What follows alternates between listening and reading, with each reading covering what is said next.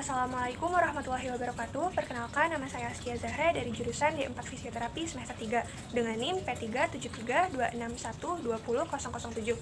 Pada kesempatan video kali ini, dalam memenuhi tugas praktikum mata kuliah patofisiologi kardiovaskuler dan pulmonal, di sini saya akan menjelaskan patofisiologi penyakit hipertensi. Tekanan darah tinggi atau biasa disebut juga hipertensi merupakan adanya peningkatan tekanan darah dengan sedikitnya, yaitu pada sistoliknya 140 mmHg per diastoliknya yaitu 90 mmHg. Peningkatan darah ini diakibatkan oleh adanya peningkatan pada cardiac output dan systemic vascular resistance. Epidemiologi pada hipertensi ini menurut WHO adalah merupakan penyebab kematian nomor ketiga di dunia dan biasa disebut juga sebagai silent killer. Kenapa? Karena rata-rata penderitanya tidak menyadari bahwa dirinya menderita hipertensi. Sedangkan etiologi pada penyakit hipertensi ini 95% penderita menderita hipertensi primer atau tidak diketahui penyebabnya, sedangkan 5%-nya pengidap hipertensi sekunder, yaitu akibat ada penyakit bawaan. Bagaimana kita dapat membedakan mana hipertensi primer dan juga hipertensi sekunder? Pada hipertensi primer, yang pertama itu ada hiperaktivitas sistem saraf simpatis, kemudian yang keduanya yaitu ada ekresi CA dan NA serta air oleh ginjal dan juga ada respon vaskular. Sedangkan ciri-ciri atau akibat dari hipertensi sekunder itu ada kelainan pada ginjal, kemudian Cushing syndrome, lalu ada kelainan endokrin serta penggunaan obat-obat tertentu. Patofisiologi pada hipertensi.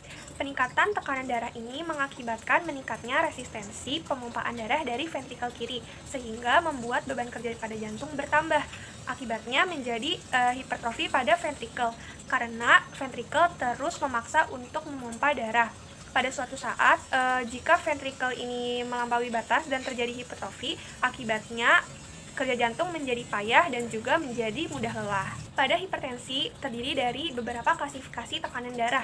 Pada tekanan darah yang normal yaitu di bawah sistol 120 mmHg dan diastol berada di bawah 80 mmHg. Sedangkan tekanan darah prehipertensi itu dimulai dari sistol 120 sampai dengan 139 mmHg per diastolnya berada di angka 80 sampai 90 mmHg. Sedangkan pada tahap hipertensi 1 memiliki angka sistol yaitu dari 150 hingga 159 mmHg per diastolnya berada pada 90 hingga 99 mmHg.